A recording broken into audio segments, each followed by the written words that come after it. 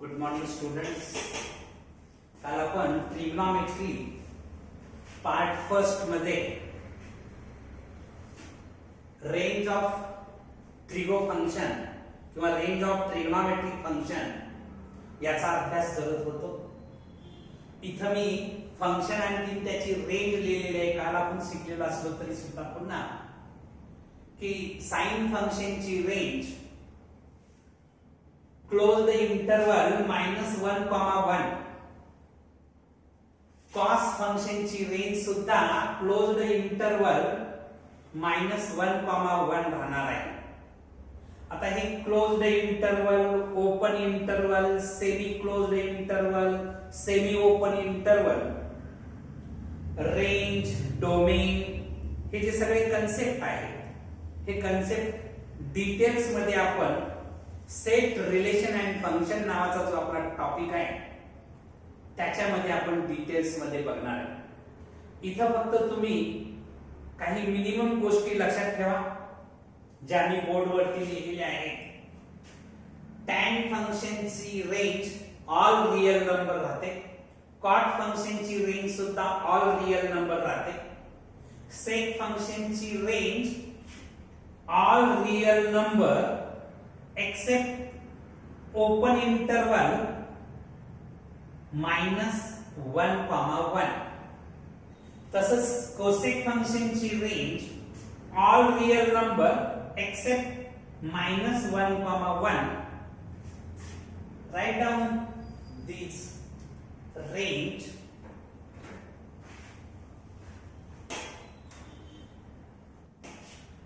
तर आता आपण trigonometric function of quadrantal angle, trigonometric function of quadrantal angles आपण बघणार आहोत. आता क्वाड्रंटल एंगल्स म्हणजे काय तुम्ही याच्या आधीच्या टॉपिक मध्ये अँगल अँड इट्स मेजरमेंट मध्ये शिकलेला आहात की अँगलची initial ray positive direction of x axis वरती असेल. अँगलची initial ray positive direction of x axis वरती असेल.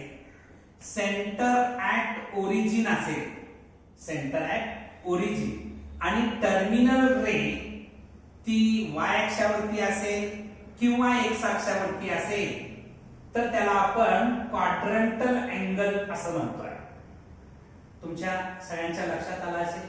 दुसरी गोष्ट की जर अँगलचं measurement integral multiple of 90 degree असेल, अँगलचं measurement integral multiple of 90 degree असेल तर त्या अँगलला आपण क्वाड्रंटल अँगल सुद्धा म्हणू शकतो. उदाहरण दाखल 90 डिग्री इंटिग्रल मल्टिपल ऑफ 90 आहे म्हणजे हा क्वाड्रंटल अँगल आहे. 180 डिग्री इंटिग्रल मल्टिपल ऑफ 90 आहे. 180 म्हणजे तो सुद्धा क्वाड्रंटल अँगल आहे. 270 डिग्री इंटिग्रल मल्टिपल ऑफ 90 आहे म्हणजे हा सुद्धा क्वाड्रंटल अँगल असणार आहे. 360 डिग्री हा सुद्धा क्वाड्रंटल अँगल असणार आहे कारण हा integral multiple of integral multiple of 90 आहे आणि त्यामुळं हा क्वाड्रंटल अँगल असणार आहे. ओके. आता आपल्याला बघायचं आहे ते trigonometric function of quadrantal angles. मी या ठिकाणी हे कन्सेप्ट समजावून घेण्यासाठी इथे एक युनिट सर्कल ड्रॉ केलेला आहे. Standard unit circle. Standard unit circle कशाला म्हणतात की ज्या सर्कलचं सेंटर ऍट दी ओरिजिन असतं आणि रेडियस 1 युनिट असते त्या सर्कलला आपण स्टँडर्ड युनिट सर्कल म्हणतोय. या ठिकाणी आपण एक स्टँडर्ड युनिट सर्कल ड्रॉ केलेला आहे. आता स्टँडर्ड युनिट सर्कल आहे. हा माझा एक्स ऍक्सिस आहे, हा माझा वाय ऍक्सिस आहे. आता याची रेडियस 1 युनिट आहे. 1 युनिट असल्यामुळे हा जो पॉइंट आहे एक्स अक्षावरचा आणखी माझं सर्कल जिथं एक्स अक्षाला इंटरसेक्ट करत आहे तो पॉइंट, त्या पॉइंटचे कोऑर्डिनेट एक्स कोऑर्डिनेट 1 असणार आहे, आणखी वाय कोऑर्डिनेट 0 असणार आहे. कारण तुम्हाला सर्वांना कल्पना आहे की एक्स अक्षावरचा कोणताही पॉइंट घेतला तर त्याचा वाय कोऑर्डिनेट 0 असतो. हा जो पॉइंट आहे याचे कोऑर्डिनेट -1,0 असणार आहे. कारण हे या साईडला आल्यामुळं इकडं -1 होणार आहे. हे जे हे 1 युनिट जरी असलं तरी ओरिजिनच्या लेफ्ट साईडला आपण येतो आहे, म्हणजे हे -1,0. इथं हा जर पॉइंट विचारात घेतला तर याचा एक्स कोऑर्डिनेट 0 राहणार आणि वाय कोऑर्डिनेट 1 राहणार आहे. कारण हा वाय अक्षावरचा पॉइंट आहे, वाय अक्षावरचा कोणताही पॉइंट घेतला तर त्याचा एक्स कोऑर्डिनेट 0 असतो. त्याच पद्धतीनं हा जो पॉइंट आहे याचे कोऑर्डिनेट 0,-1 राहणार आहे. 0,-1 राहणार आहे. तुम्हाला माहिती आहे की हा फर्स्ट क्वाड्रंट आहे आणि फर्स्ट क्वाड्रंट मध्ये अँगल 0 डिग्री पासून 90 डिग्री पर्यंत असणार आहे. 0 to 90 डिग्री हा माझा फर्स्ट क्वाड्रंट आहे. हा सेकंड क्वाड्रंट आहे आणि सेकंड क्वाड्रंट मधले अँगल हे सर्वसाधारणपणे 90 to 180 डिग्री पर्यंत असणार आहे. 90 to 180 डिग्री पर्यंत असणार आहे. हा माझा थर्ड क्वाड्रंट आहे आणि थर्ड क्वाड्रंट मधले अँगल्स 1 रोटेशन मधले विचारात घेतले तर 180 to 270 डिग्री पर्यंत राहणार आहे. आणि हा जो फोर्थ क्वाड्रंट आहे या फोर्थ क्वाड्रंट मधले अँगल हे सर्वसाधारणपणे 270 to 360 डिग्री पर्यंत राहणार. ओके, एवढं तर मिनिमम तुम्हाला माहिती आहे. आता याच्यानंतर फर्स्ट क्वाड्रंट काल एक कन्सेप्ट मी तुम्हाला सांगितला होता, ऑल स्टुडंट्स टेक कॉपी, असा एक कन्सेप्ट, असे एक ट्रिक्स तुम्हाला सांगितली होती. तर ऑल म्हणजे all trigonometric ratios, all trigonometric ratios positive first quadrant मध्ये. सेकंड क्वाड्रंट मध्ये स्टुडंट म्हणजे साइन आणि साइनचं रिलेशन कोसेक बरोबर असतं. साइनचं रिलेशन कोणाबरोबर असतं? कोसेक बरोबर. त्यामुळे साइन आणखी कोसेक हे दोन ट्रिग्नोमेट्रिक रेशोज पॉझिटिव्ह असणार आहे आणि रिमेनिंग रेशो इथं निगेटिव्ह असणार आहे. थर्ड क्वाड्रंट मध्ये जर तुम्ही आला तर टॅन आणखी कॉट पॉझिटिव्ह असणार आहे, बाकीचे निगेटिव्ह असणार आहे. फोर्थ क्वाड्रंट मध्ये कॉस अँड सेक पॉझिटिव्ह असेल, बाकी सगळं निगेटिव्ह असेल. या गोष्टी काल तुम्ही शिकलेला आहात.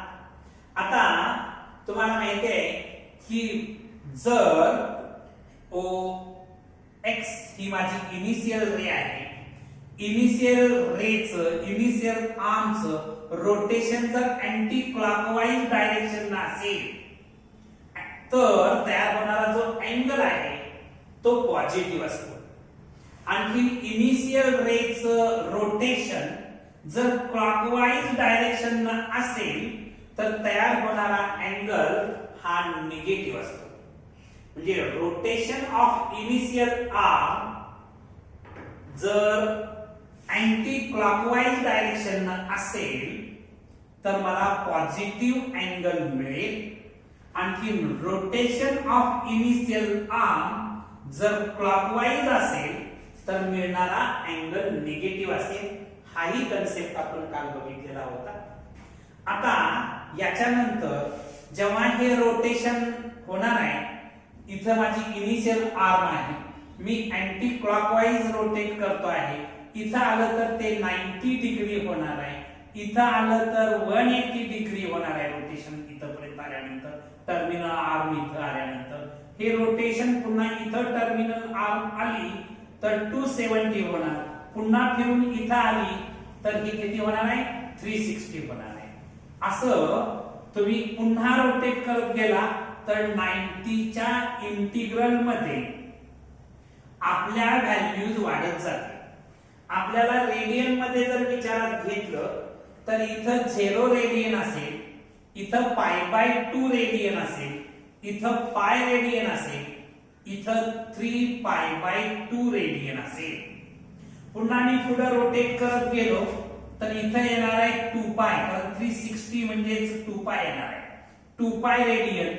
इथं जर मी आलो तर 5π/2 रेडियन.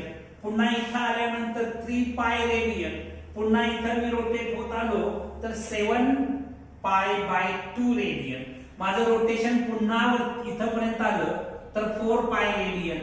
असं एक 90च्या डिफरंट मध्ये आपली या ठिकाणी क्वाड्रंटल अँगल्स मिळत जातील. इथे एक सिंपल कन्सेप्ट मी सांगतो आहे की हे प्रत्येक वेळा तुम्ही अँगल काउंट करत बसण्यापेक्षा इथं बघा 0 रेडियन आहे, 2π रेडियन आहे, 4π रेडियन आहे, 6π रेडियन आहे.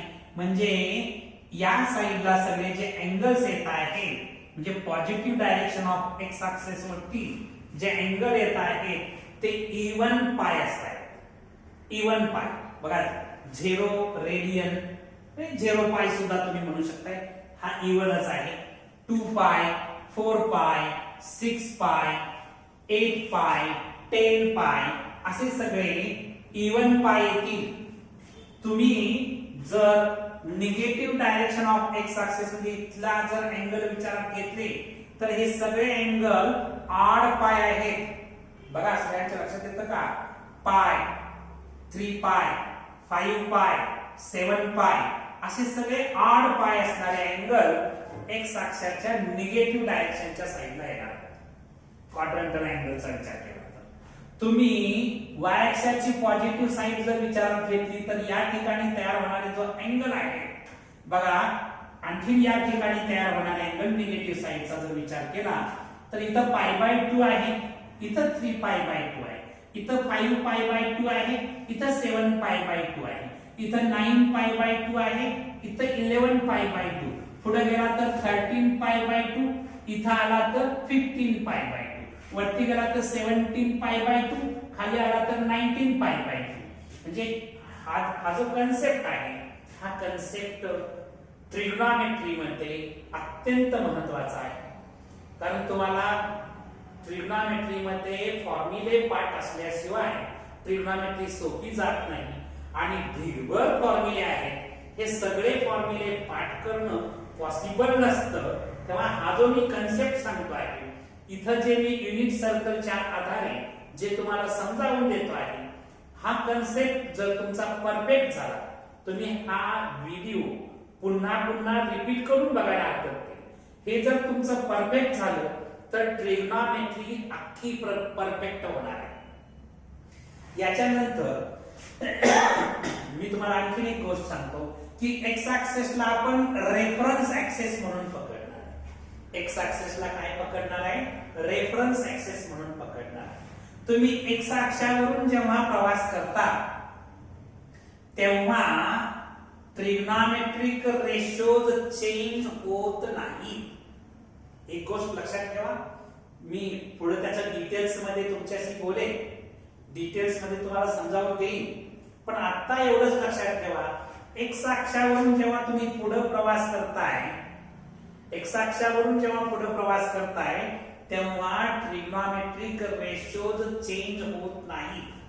आणि वाय अक्षावरून जेव्हा प्रवास करताय तेव्हा ट्रिग्नॉमेट्री चे रेशो चेंज होत आहेत. ट्रिग्नॉमेट्रिक रेशोज चेंज होत आहेत. एवढा बेसिक कन्सेप्ट तुम्ही लक्षात ठेवा. ही डायग्राम ड्रॉ करून घ्या. आपण पुढचा कन्सेप्ट बघणार आहोत. पहिल्या तुम्ही डायग्राम ड्रॉ करा.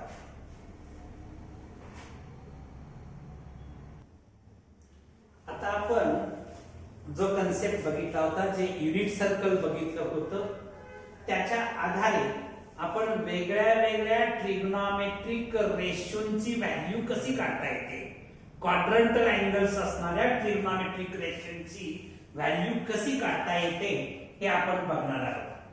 तुम्हाला सर्वांना कल्पना आहे की इथे मी एक युनिट सर्कल ड्रॉ केलेला आहे. याचं सेंटर ॲट ओरिजिन आहे, रेडियस 1 आहे. त्यामुळे हा पॉइंट 1,0 राहणार आहे, हा -1,0 राहणार आहे, हा 0,1 राहणार आहे, हा 0, -1 राहणार आहे. हे जे कोऑर्डिनेट असतात या कोऑर्डिनेट पैकी पहिला कोऑर्डिनेट जो असतो त्याला आपण कॉस ची व्हॅल्यू पकडतो आणि दुसरा कोऑर्डिनेट असतो त्याला आपण साइन ची व्हॅल्यू पकडतो. म्हणजे परवा आपण बघितलं होतं p cos theta, sin theta. म्हणजे p चे कोऑर्डिनेट cos, sin असं लिहितात असं आपण बघितलेलं होतं. या कन्सेप्टच्या आधारे आपण वेगळे वेगळे ट्रिग्नोमेट्रिक रेशोज क्वाड्रंटल अँगलचे मिळवणार आहोत. आता इथं sin 0 अँगल इथं आहे, 0 रेडियन किंवा 0 डिग्रीचा अँगल इथं आहे. आता याची साइन हा या ठिकाणी sin 0 अँगल जो आहे तो 0 इथं आहे. sin 0 ची व्हॅल्यू 0 राहणार आहे. sin 0 ची व्हॅल्यू काय राहणार आहे? 0 राहणार आहे. sin 90 म्हणजे π/2 इथं आहे. π/2 पहिलं cos असणार आहे, दुसरं sin असणार आहे. म्हणजे sin 90 ची व्हॅल्यू 1 राहणार आहे. sin 90 ची व्हॅल्यू काय राहणार आहे? 1. इथं असणार आहे पाय. पहिलं cos आहे, दुसरं sin आहे. sin पाय ची व्हॅल्यू 0 राहणार आहे. sin पाय ची व्हॅल्यू काय राहणार आहे? 0. आता इथं जे येणार आहे ते 270 डिग्री किंवा 3π/2 रेडियन येणार. 3π/2 रेडियन.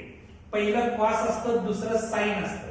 म्हणजे इथं sin 3π/2 ची व्हॅल्यू -1 येणार. आता 360 इथं पुन्हा 360 इथे येणार किंवा याला आपण 2π पण म्हणू शकतो. आणि sin 2π ची व्हॅल्यू 0 येते. sin 2π ची व्हॅल्यू काय येते? 0 येते आहे. त्याच्यानंतर आपण cos चा विचार करू. बघा cos 0 अँगल इथं आहे. cos 0 1 येणार आहे कारण cos 0 ला हे 1 व्हॅल्यू येते. म्हणजे cos 0 ची व्हॅल्यू 1 येणार आहे. त्याच्यानंतर cos 90 म्हणजे cos π/2 पहिलं cos असतं, दुसरं sin असतं म्हणजे 0 येणार आहे. ठीक आहे. cos π पहिली व्हॅल्यू cos ची, दुसरी sin ची म्हणजेच हे येणार आहे -1. cos 3π/2 ची व्हॅल्यू 0 येणार आहे. आणखी cos 2π ची व्हॅल्यू 1 येणार आहे. cos 2π ची व्हॅल्यू काय येणार आहे? 1 येणार आहे. आता तुम्हाला tan काढायचं आहे. tan म्हणजे sin अपॉन cos असतं. सिंपल कन्सेप्ट आहे. sin अपॉन cos म्हणजे 0/1 केलं तर 0 येणार आहे. 1/0 करणार आहे. Anything upon 0, any number upon 0 not define. कारण 0 न कशालाही डिवाइड करणं हास्यास्पद असतं, म्हणजेच डिफाईन नसतं. त्यामुळे हे नॉट डिफाईन. 0/-1 0/, एनी नंबर 0 येतं. -1/0 केलं, -1/0 डिनॉमिनेटरला 0 आलं म्हणजे नॉट डिफाईन. आणि 0/1 केलं तर हे येणार आहे 0. म्हणजे त्यांचे पण आपण ट्रिग्नोमेट्रिक व्हॅल्यूज काढलेले आहेत. तुम्हाला या पद्धतीनं जसं मी इथं 1 रोटेशन मध्ये असलेले अँगल्स काढले. आता तुम्ही इथं तुम्हाला माहिती आहे की या ठिकाणी सगळे इवन पाय असतात. म्हणजे 0, 2π, 4π, 6π असे पाय असणार आहे, इवन पाय. तर आता इथं तुम्ही 4π चा जर विचार केला, sin 4π ची व्हॅल्यू 0 राहणार आहे. cos 4π ची व्हॅल्यू 1 राहणार आहे. sin 6π ची व्हॅल्यू 0 राहणार आहे. cos 6π ची व्हॅल्यू 1 राहणार आहे. म्हणजे अशा पद्धतीनं कुठल्याही क्वाड्रंटल अँगलची व्हॅल्यू तुम्हाला काढता येईल. इथं π/2 आहे, इथं π/2 असतं, इथं 3π/2 असतं, इथं 5π/2 असतं, इथं 7π/2 असतं, इथं 9π/2 असतं, इथं काय येणार 11π/2 येणार. π/2, 3π/2, 5 pi by 2, 7 pi by 2, 9 pi by 2, 11 pi by 2. तुम्ही कशाच आता इथं समजा 5 pi by 2 sin 5 pi by 2 ची व्हॅल्यू काढायची असेल तर ती 1 येणार आणि cos 5 पाय बाय 2 ची व्हॅल्यू काढायची असेल तर ती 0 येणार आहे. 9 sin 9 पाय बाय 2 जर काढायचं असेल तर 1 येईल. cos 9 पाय बाय 2 काढायचं असेल तर ते 0 येईल. तशाच पद्धतीनं इथं सुद्धा तुम्हाला sin 7 पाय बाय 2 काढायचं असेल तर ते -1 येईल. cos 7 पाय बाय 2 काढायचं असेल तर ते 0 येईल.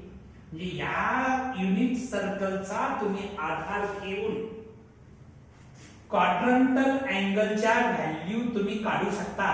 त्या कशा काढायच्या प्रातिनिधिक स्वरूपामध्ये मी इथं तुम्हाला दाखवलेला आहे.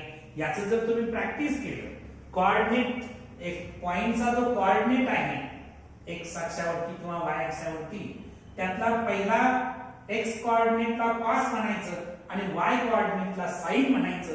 एवढं जर तुम्ही लक्षात ठेवलं आणखी इथं या ठिकाणी सगळे इवन पाय असतात, इकडं ऑड पाय असतात. इथं pi by 2, 3 pi by 2, 5 pi by 2, 7 pi by 2, 9 pi by 2, 11 pi by 2 असं अल्टरनेट करत गेला तर तुम्हाला सगळे क्वाड्रंटल अँगलच्या व्हॅल्यूज मिळू शकतात. हे टेक्निक आहे. हे टेक्निक जर तुम्ही लक्षात ठेवलं तर त्याचा नक्की फायदा तुम्हाला काय ह्या सगळ्या व्हॅल्यूज पाठ करणं पॉसिबल नाही. हे टेक्निक जर तुम्ही लक्षात ठेवलं तर आणि तरच तुम्ही एक्झाम मध्ये एखाद्या ट्रिग्नॉमेट्रिक फंक्शनची व्हॅल्यू क्वाड्रंटल अँगल असेल तर पटकन काढू शकाल. So draw this and write this information. तर पाहू आपल्याला trigonometric function of standard angles trigonometric function of standard अँगलच्या व्हॅल्यूज कशा मिळवायच्या याच्या संदर्भात याचं एक तंत्र आपण आता आत्मसात करणार आहोत. तुम्ही स्कूल लेवलला 9th आणि 10th स्टँडर्ड मध्ये काही स्टँडर्ड ट्रिग्नॉमेट्रिक व्हॅल्यूज पाठ केल्या होत्या. इथं मी एक टेबल तयार केलेला आहे. थीटा आणि ट्रिग्नॉमेट्रिक रेशोज. थीटा म्हणजे अँगल 0 डिग्री किंवा 0 रेडियन. 30 डिग्री म्हणजे पाय बाय 6 रेडियन. 45 डिग्री म्हणजे pi by 4 radian. 60 degree pi by 3 radian. 90 degree pi by 2 radian. Okay. 180 degree pi radian. 270 degree 3 pi by 2 radian. 360 degree 2 pi radian. हे angles degree आणि radian मध्ये मी इथं mention केलेले आहे. आणि इथं trigonometric ratios sine, cos, tan, cot, sec, cosec. Okay. Sine 0 ची value 0 असते. साइन 0 ची व्हॅल्यू काय असते? 0 असते. Sine 30 half. साइन 45 1/√2. 1/√2. त्याच्यानंतर साइन 60 √3/2 असते. आणखीन साइन 90 ची व्हॅल्यू 1 असते. या व्हॅल्यू तुम्ही स्कूल लेवलला पाठ केले. तुम्हाला माहिती आहे की याच्यावरून तुम्हाला कॉसच्या व्हॅल्यू मिळवता येतील. या ज्या व्हॅल्यूज आहेत बरोबर आपण उलट्या पुट करत जातो. म्हणजे इथे येणार आहे 1, इथे येणार आहे √3/2, इथे येणार आहे 1/√2, इथे येणार आहे हाफ, इथे येणार आहे छेद. टॅन ची मिळवत असताना साइन अपॉन कॉस केलं की मला टॅन मिळतं. म्हणजे जर 0/1 केलं तर हे 0च येणार. इथं बघायचं 1/√2 आणि √3/2 तर याचं हे ½ केलं तर 1/√3 मिळेल. 1/√3 मिळेल. इथं 1 मिळणार आहे. इथं √3 मिळेल. √3/2 अपॉन 1/2 केलं, हे जर डिवाइड केलं तर √3 मिळेल. आणखी हे 1/0 म्हणजे इन्फिनिटी येणार. डिनॉमिनेटरला 0 आलं की आपण इन्फिनिटी लिहितो आहे. आता हा कॉटची व्हॅल्यू बरोबर याच्या बरोबर उलट्या व्हॅल्यूज पुट करत जायचं. म्हणजे हे इन्फिनिटी येईल, हे √3 येईल, 1/√3 0. आता सेकची व्हॅल्यू मिळवत असताना कॉसचा रेसिप्रोकल घेता येतो. 1 चा रेसिप्रोकल 1च येणार. याचा रेसिप्रोकल जर घेतला तर 2/√3 मिळेल. याचा रेसिप्रोकल घेतला तर √2 मिळेल. याचा रेसिप्रोकल घेतला तर 2 मिळेल. हे 1/0 आहे, त्याचं 0/1 आहे, त्याचं 1/0 होईल. 1/0 म्हणजे काय येणार? इन्फिनिटी येणार. आता या व्हॅल्यू तुम्ही इथं उलट्या भरत आला म्हणजे इथे इन्फिनिटी, इथे येईल 2, इथे येईल √2, इथे येईल 2/√3, इथे येईल 1. तर हे स्कूल लेवलला तुम्ही शिकलेला. हे पहिल्या टर्म तुम्ही लिहा, मग त्या किमती कशा काढायच्या ते बघूया. Write down.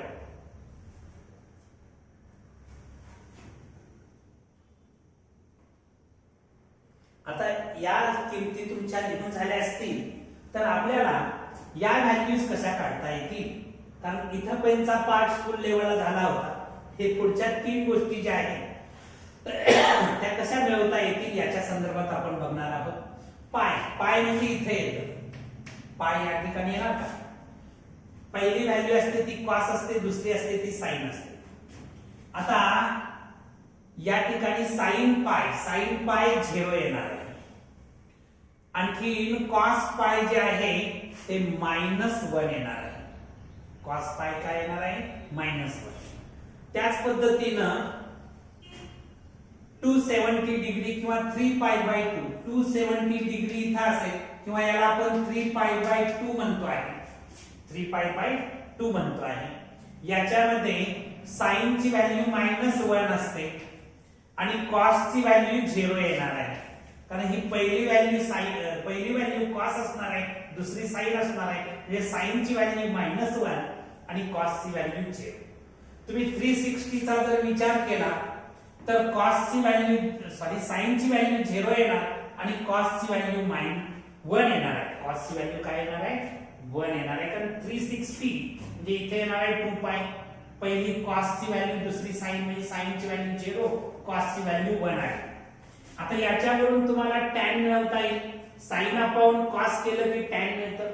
sin cos 0/-1 म्हणजे 0च येणार.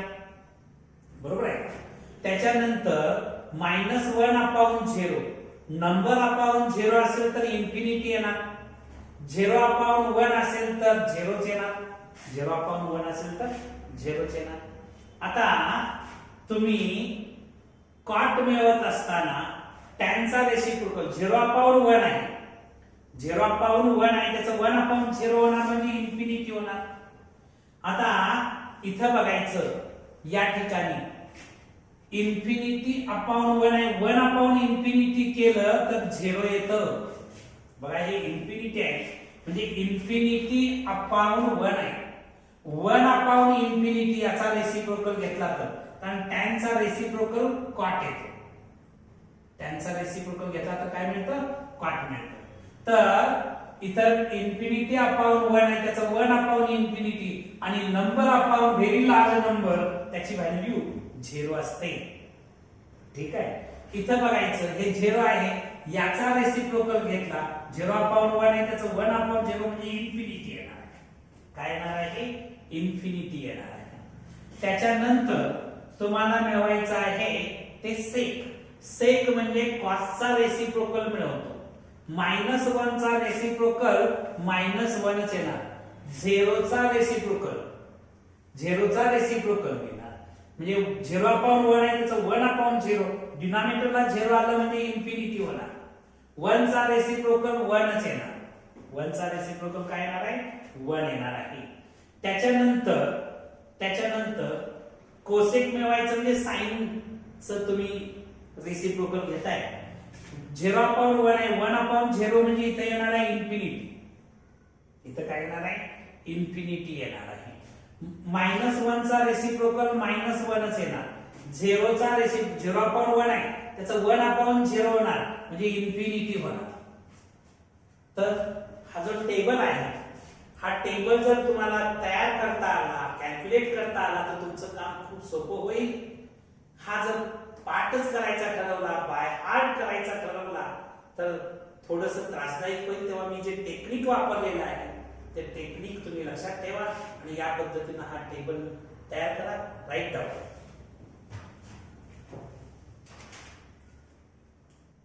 यानंतर आपण trigonometric function of negative angles, negative angle formulae आपल्याला बघायचे आहे. खूप सोपं आहे. तुम्ही या दोन गोष्टी जर लक्षात ठेवल्या तर बाकीच्या इतर गोष्टी लक्षात ठेवायची गरज नाही.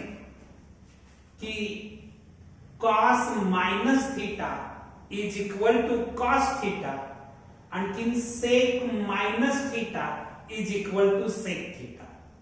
हे दोन अँगल इकडे पॉझिटिव्ह होत आहेत. बाकी सगळे अँगल जर विचारात घेतले, बाकी सगळे ट्रिग्नॉमेट्रिक रेशो जर विचारात घेतले तर sin minus theta is equal to minus sine theta, cosec minus theta is equal to minus cosec theta, tan minus theta is equal to minus tan theta, cot minus theta is equal to minus cot theta. फक्त हे दोन angle positive होतात तेव्हा हे दोन लक्षात ठेवा. बाकीचं काही लक्षात ठेवायची गरज नाही. याच्यावरून तुम्ही हे काढू शकताय. तेव्हा cos minus theta is equal to cos theta आणि sec minus theta is equal to sec theta. So write down.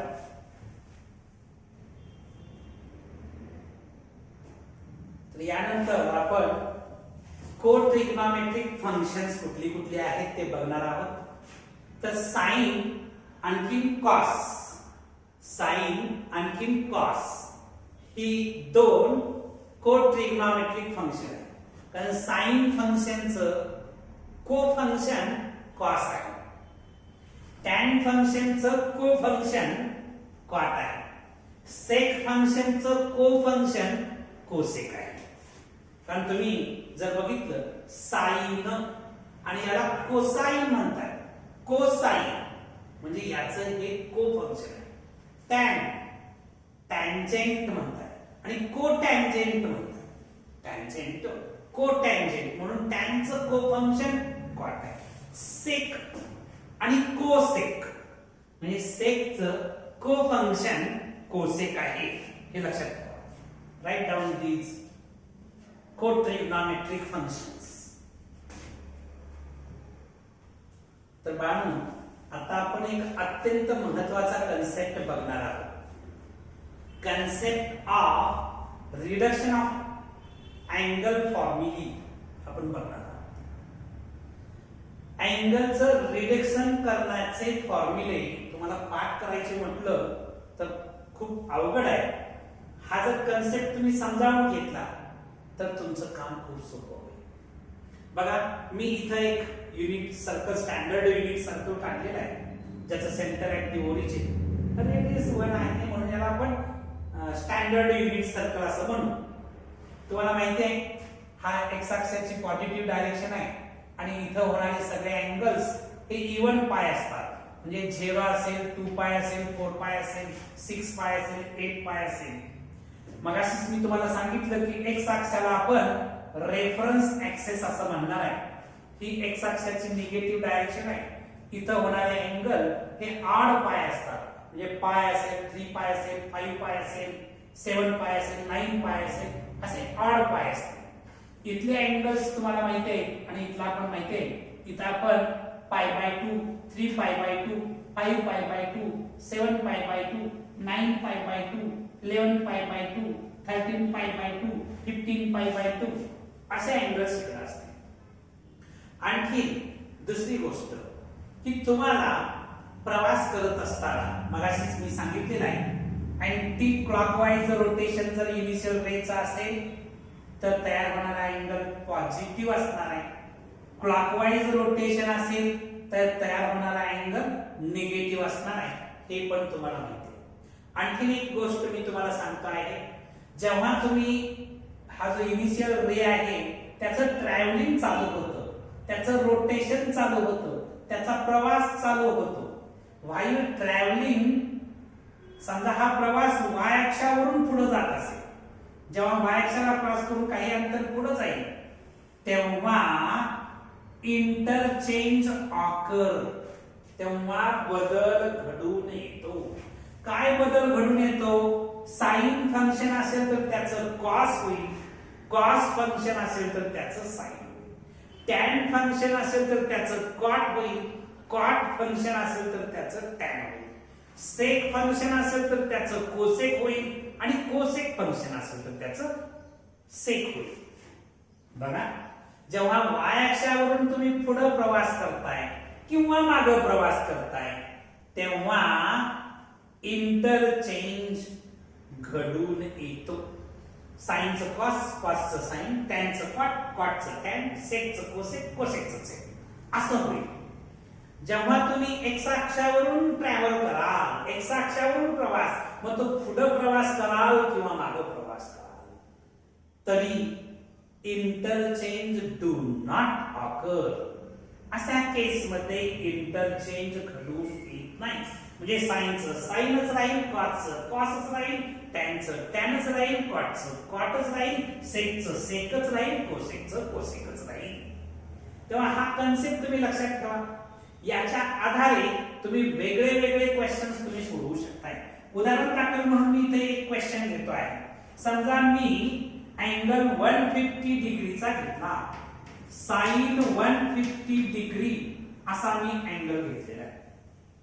आता साइन 150 मी असं लिहू शकतो, साइन 60 90 प्लस 60 करतो, 90 प्लस 60, साइन 90 म्हणजे sign pi by 2 plus sign 60 म्हणजे पाय बाय 3. ठीक आहे, साइन 60 म्हणजे पाय बाय 3. हे डिग्रीचं मी रेडियन मध्ये कन्वर्शन केलं, तुम्ही केलं चालेल, नाही केलं चालेल, फारसा फरक पडणार नाही. ठीक आहे.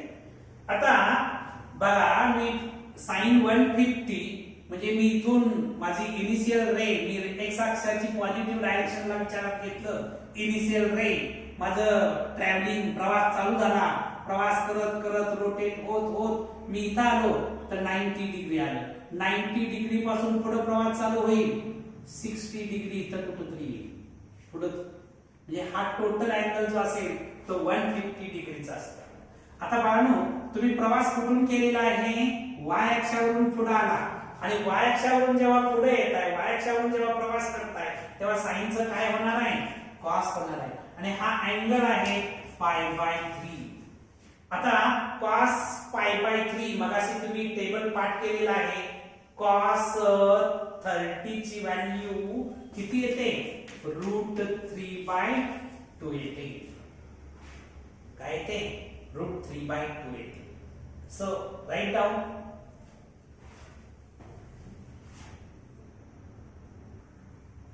सॉरी, इथे एक मिस्टेक झालेली आहे की cos π/3 म्हणजे cos 60. cos 60 ची व्हॅल्यू काय असते? हाफ असते. So write down.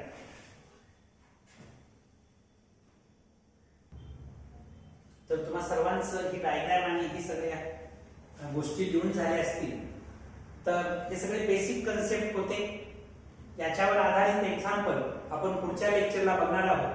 तेव्हा आज आपण इथं थांबू. थँक्यू.